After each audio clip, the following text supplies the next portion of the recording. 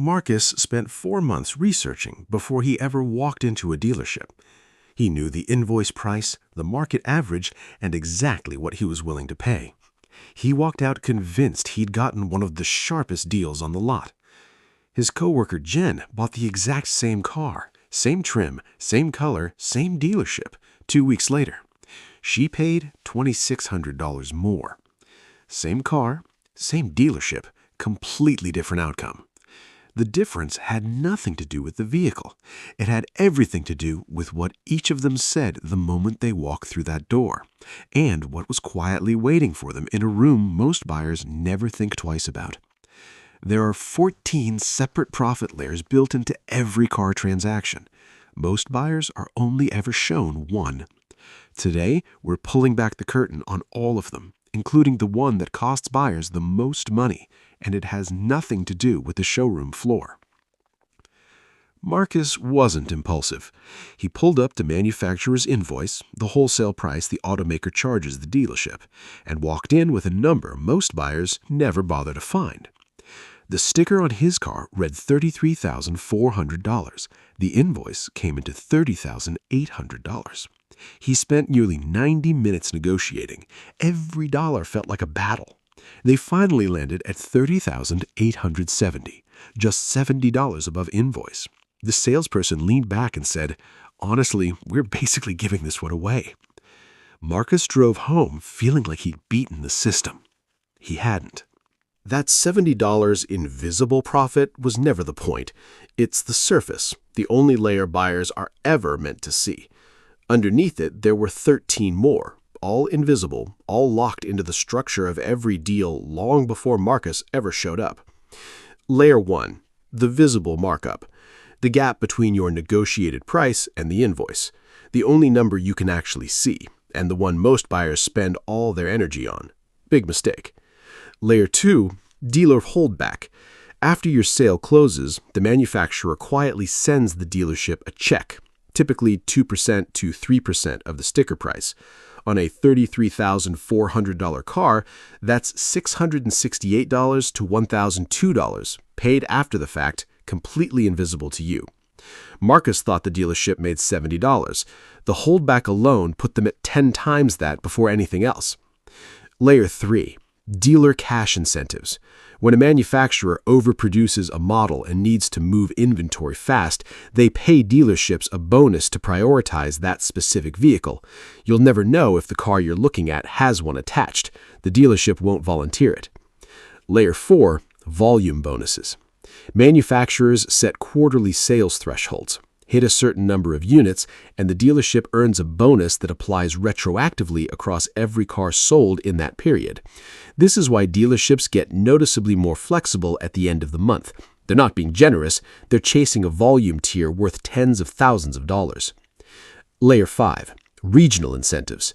If sales are underperforming in a specific area, the manufacturer steps in with dealer-only bonuses for stores in that region. No consumer pricing website tracks these. They simply don't appear. Layer 6, floor plan assistance. Dealerships finance their own inventory while it sits on the lot, meaning they're paying interest on every car waiting to sell. Manufacturers often subsidize that interest cost, which drops the dealership's true cost well below what the invoice shows. Layers 7 through 13 are back-end performance payments. Beyond individual sales, manufacturers pay dealerships based on customer satisfaction scores, service benchmarks, and brand compliance metrics. These are separate revenue streams that flow regardless of any individual transaction. Now here's the thing. Even if you could calculate every one of these hidden layers perfectly and factor them into your negotiation, you still wouldn't be touching the biggest profit center in the building. That's in a completely different room. Before we walk in there, let's ground this in real data. Some of the largest dealership groups in the country, companies like Lithia Motors, AutoNation, and Penske Automotive, are publicly traded corporations. They file detailed financial statements every quarter that anyone can access. Those statements show the average gross profit on a new car transaction runs between $3,200 and $3,300. Subtract operating costs, rent, payroll, facilities, and net profit per vehicle lands somewhere between $500 and $1,200. That's the number that makes Marcus feel like a genius. He got within $70 of invoice when the average buyer lands $3,200 above it. But the sales floor is only half the picture. After shaking hands on the price, the salesperson walked Marcus down a hallway into a quieter office. "Just need to wrap up the paperwork," the salesperson said. He sat down across from someone called the finance manager. That title is misleading. The finance manager is not a paperwork processor. They are, by training, by compensation, and by the numbers, the highest earning salesperson in the entire building. Public financial filings show dealerships generate between $2,000 and $2,800 per vehicle in this office alone, on top of whatever they made on the sales floor. Here's exactly where it comes from. Interest rate markup. When you finance through a dealership, the lender gives them a range of rates you qualify for. The dealership marks it up before presenting it to you. If you qualify for 4.5%, they show you 5.75%. That spread, called the loan reserve, goes straight to the dealership. It generates roughly $600 to $800 per transaction. Extended warranty. The brochure looks comprehensive. What it doesn't show is the $700 to $1,000 profit margin built into the price. It's one of the most negotiable items in that office, but only if you know to push back. Gap insurance. If your car is totaled and you owe more than it's currently worth, gap insurance covers that difference.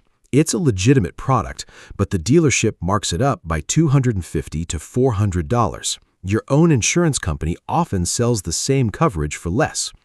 Protection add-ons. Tire coverage, paint sealant, fabric protection. Small individually, $0 to $300 profit each, but bundled together, they stack up fast. Finance and insurance products combined, roughly $1,900 to $2,100 per vehicle. Then comes the paperwork layer.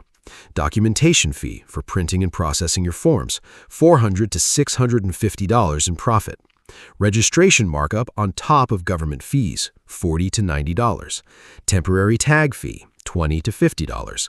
Digital contracting and notarization, $10 to $30. The paperwork alone adds another $700 to $800. Finance office total, $2,700 to $2,900 per car. Stack that on top of everything from the front end, and the dealership cleared well over $3,000 on a deal where the salesperson said they were giving the car away. The machine worked exactly as designed. Now let's talk about Jen. Jen had heard that cash gives you leverage. Sounds logical. Guaranteed sale, no financing complications, clean transaction. So she announced it the moment she arrived. "I'm paying cash. Give me your best number." Here's what the dealership heard. "I'm eliminating $2,000 to $2,800 of your back-end profit before we've said a single word about price. No interest markup, no warranty upsell, no gap insurance. The entire finance office revenue gone before negotiations even started."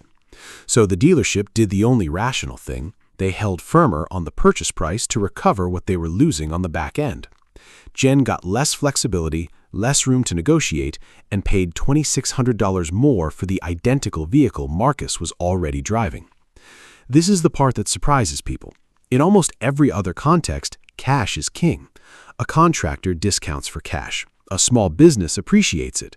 But a dealership is not a contractor. The financing is the product. When you walk away from it, you're not simplifying the deal, you're giving away your leverage before the conversation starts. So what do you actually do? Here's the 6-step approach. Step 1, walk in as a financing buyer. Don't mention cash at any point. That classification gives you maximum flexibility on the purchase price because the dealership expects to make up margin in the finance office. Step 2, at the intake form, ask one question. Is there a loan origination fee? This signals you're comparing financing options. Perfectly normal behavior. What you're really confirming is whether there's an upfront cost you'd lose if you pay off the loan quickly. Step 3, negotiate the purchase price hard. The dealership's expectation of back-end profit makes them more willing to move on the sticker. Use that window. Push the front-end price down as aggressively as you can. Step 4, negotiate inside the finance office. You know the margins. Extended warranty has $700 to $1,000 of profit built in. That's negotiable. Gap insurance has $250 to $400, also negotiable. You don't have to accept every product they present, and for the ones you want, the opening price is not the final price. Step 5. Read every line of the loan contract. Every fee should appear explicitly. If a charge shows up that wasn't discussed, ask about it before signing. Most critically, confirm there is no prepayment penalty. This is the non-negotiable piece of the entire strategy. Step 6. Pay off the loan immediately. Sign the financing agreement, drive home, and pay off the balance within days. You financed the car, technically. The dealership's system recorded it that way. You received the pricing advantage that comes with being a finance buyer, and you paid zero meaningful interest. The whole strategy rests on two conditions: no origination fee and no prepayment penalty. If either exists, run the numbers. Compare the cost of the fee against what you saved on the purchase price. In most cases, the math still works, but always verify before you sign anything. The showroom floor is designed to feel like the main event. The back and forth, the manager consultations, the slow walk back with a new number. It's a performance, and it works. Because while you're focused on that stage, the real money is being set up in a quieter room at the end of the hallway. Marcus negotiated a strong price and still left thousands on the table, in a room he walked into with his guard completely down. Jen announced her strategy before the first word was spoken and paid $2,600 more for the exact same car. Now you know every layer of the machine and exactly how to use that knowledge the next time you walk through those doors. If this opened your eyes to something you didn't see before, subscribe and hit the bell. We break down the hidden financial systems that affect your money every single day.